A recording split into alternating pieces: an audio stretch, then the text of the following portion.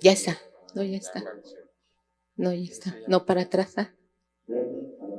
Aquí. Para adelante. Sí. Bien, decía. Bien. Esto brevemente daremos un contexto. Diremos sobre el desafío que nos enfrenta este tema ahora. Cómo hacer la mejor decisión posible. Verán que parece ser muy sencilla y en realidad así puede llegar a serlo. Vamos a ver todo lo que involucra un cuidado integrado hacia el paciente.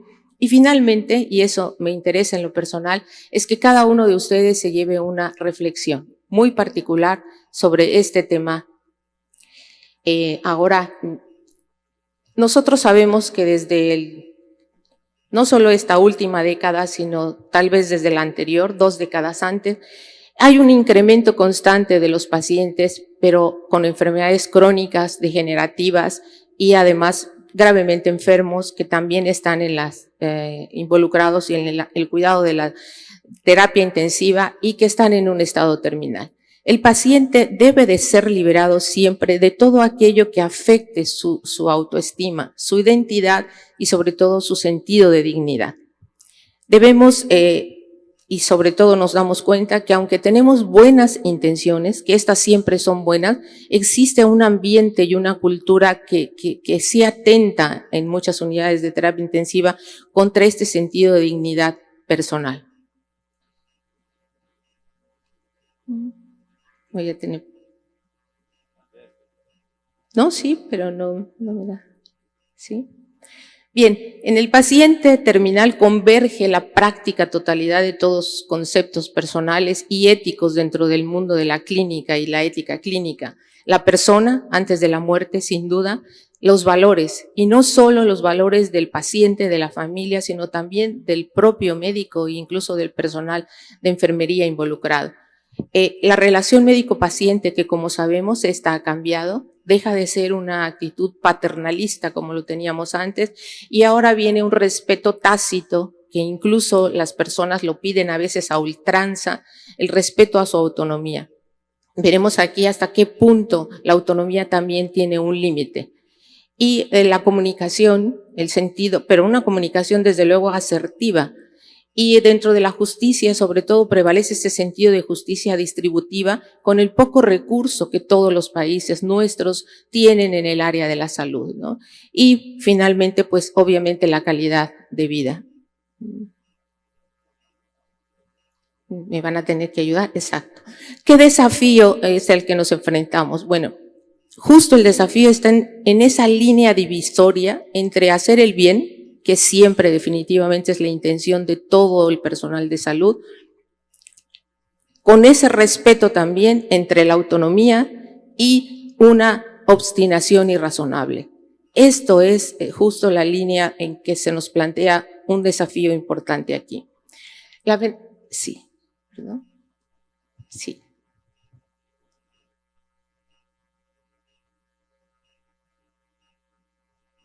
Amable. Vamos a ver. Ahí estamos. Bien, en este tema que nos ocupa, la beneficencia inicia con retirar aquellos medicamentos que han dejado de ser útiles, aquel soporte vital que teníamos. Eso es parte ya importante de esto. Pero la pregunta es, ¿cómo seguir adelante? ¿Cómo hacemos? Bueno, una discusión siempre va en torno a una comunicación que debe de ser temprana, pero importantemente continuada. Sabemos que los pacientes en terapia intensiva cambian en segundos, en minutos, no se diga en días de su estado, ¿no?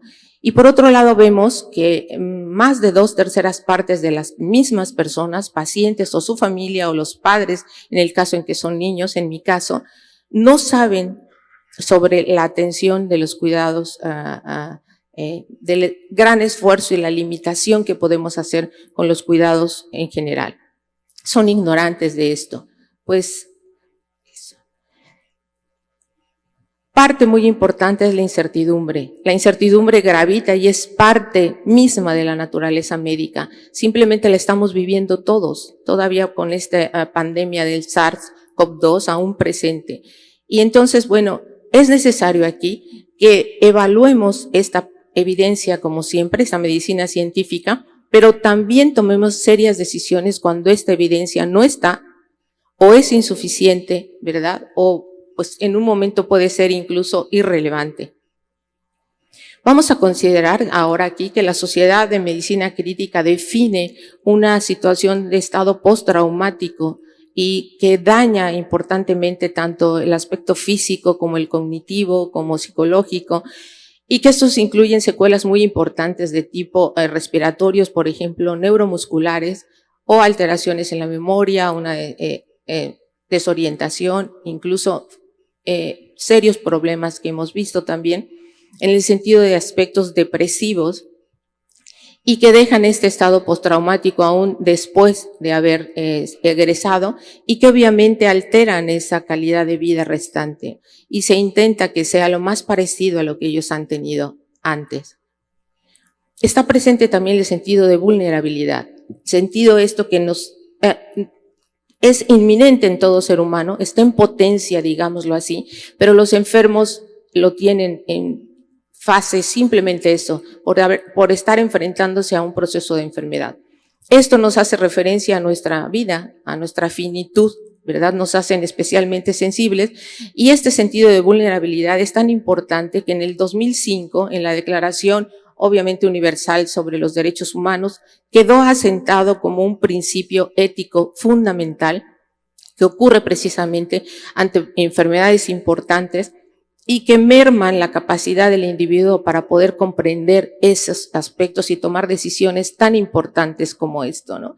El objetivo de este principio ético ahora siempre será el respeto básico a la dignidad humana, sin duda. Venimos al momento ahora de tomar una decisión. Vean ustedes cómo parece muy sencilla, abarca 3 cosas: entender, definir y actuar. Pero bien, ¿cómo es que tratamos de hacerlo? Primero, integrando el cuidado. La integración del cuidado familiar es básico. No solo tenemos al paciente, sino tenemos un entorno muy particular, con enfermedades similares, pero con el ámbito y los valores y la familia muy diferentes, que lo particularizan.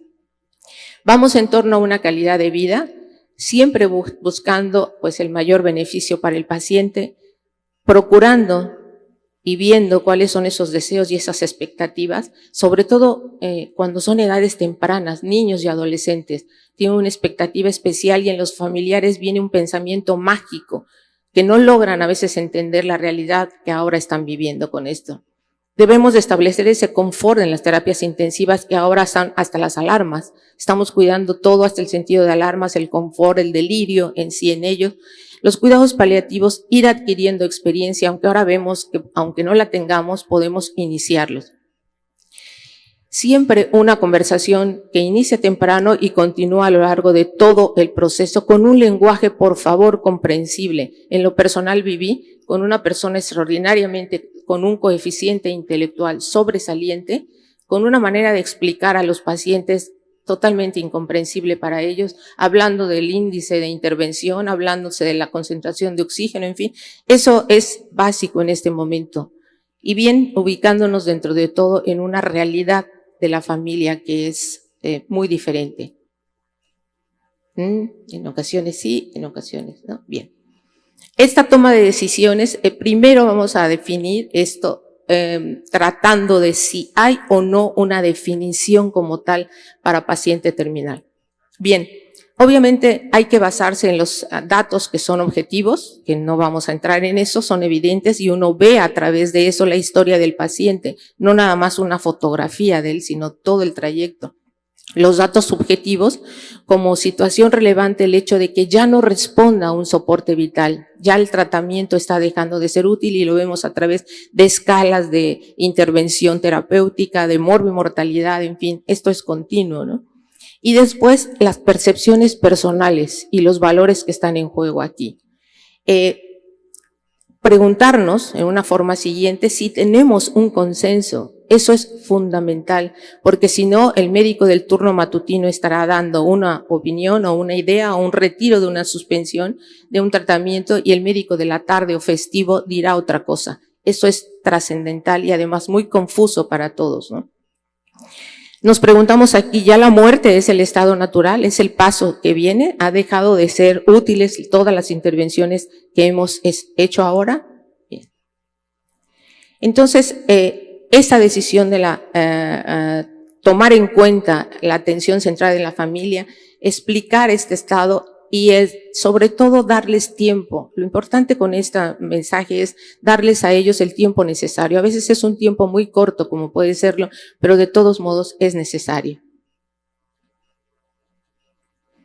Esto cambia el concepto de todos los familiares y los presentes, de ser simplemente expectantes, pasivos, que no tienen algo, y sentirse totalmente impotentes ante esta situación.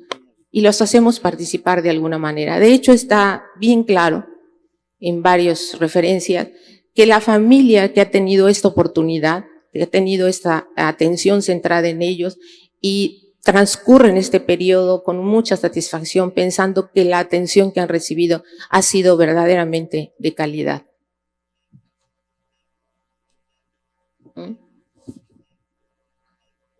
Quisiera saber por qué a veces sí. Bien, ¿qué es lo que requerimos en forma general para esto? Obviamente, imparcialidad. Totalmente abiertos a la imparcialidad, tener una escucha muy activa, que eso es parte fundamental de una comunicación asertiva. Primero escuchar, con eso nos damos cuenta de muchas cosas para poder responder en la misma situación hacia ellos. Crear un ambiente siempre de respeto. Siempre, a veces hay que postergar el momento y decir nos vemos en 5 minutos, en 10, dando margen a que si inicia algo que se altera y no hay un respeto mutuo entre el médico, el personal, la familia, todos ellos, no es el momento de tomar grandes decisiones, ¿no? Estar abiertos a la diversidad, desde luego, porque esto no es un juicio. Aquí no hay perdedores ni hay ganadores, desde luego, ¿no? Tener esa objetividad y no dar una mayor instancia en la parte emocional. Ellos tienen suficiente aspecto emocional para hacerlo, ¿no? Siempre buscar la mejor expectativa y en pro del mayor bienestar del paciente.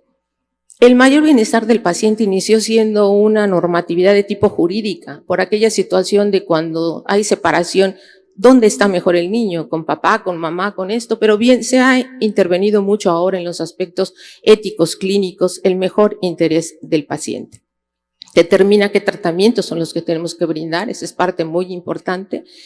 Se basa en un principio fundamental que no se puede perder, no solo en las terapias, sino en cualquier atención, y es ese riesgo de proporcionalidad terapéutica entre el beneficio y los posibles daños, complicaciones o inevitables en ocasiones. Entonces, ¿quién decide? Viene ahora. Pues no puede suceder algo mejor que tomar sin duda una decisión compartida, y compartida con toda la familia si es posible, pero si no al menos con los responsables en ese momento, ¿no? Tenemos presente aquí la obstinación terapéutica, que se llama distanasia también, pero que en un momento está inmerso dentro de los delitos, incluso de crueldad y de tortura. Si tuviésemos una demanda para con esto, indudablemente la perderíamos.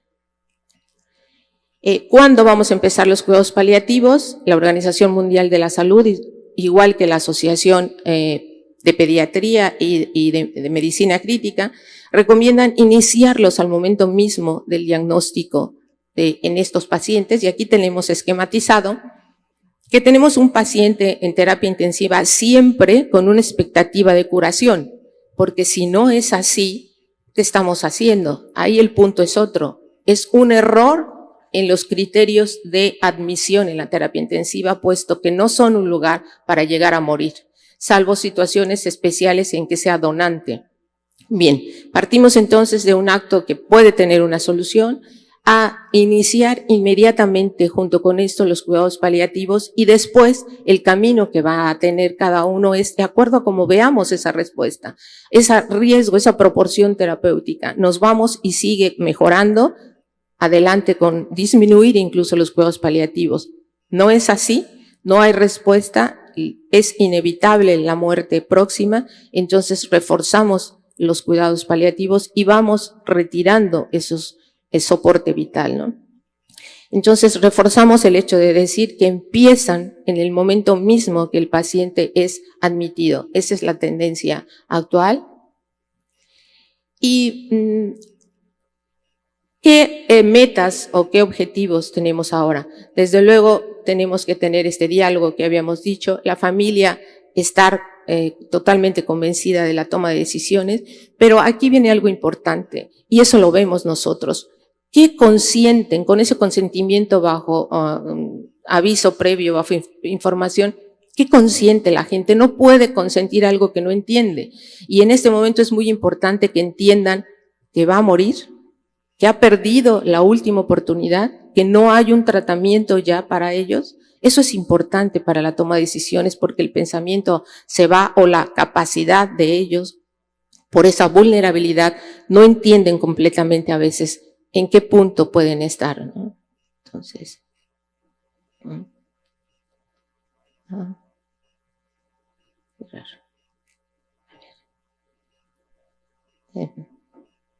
será porque estoy desde aquí. Bueno, vamos a pasar a, no, sí requiero esta, pero se va ahí bien, a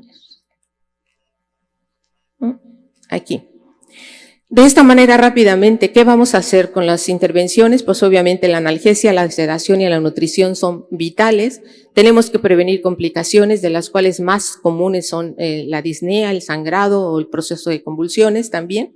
Identificar aquí muy importantemente qué ya no nos sirve. No nos sirven los vasopresores, no nos sirven el resto de amina, no nos sirve la ventilación mecánica, ya sea invasiva o no invasiva. ¿Y qué nos hace llevar a un tratamiento o una obstinación terapéutica? ¿Cuáles son las razones? Primero, tenemos una ausencia, unas metas, no tenemos claro cómo está la situación y qué es lo que pretendemos con el paciente. Tenemos confusión, tenemos ignorancia o tenemos desconfianza, y esas son las razones que nos llevan a esto. Recordemos ahora que es tan importantemente y tiene una carga moral, el suspender, la misma carga moral tiene el suspender un tratamiento que el no iniciarlo, ¿no?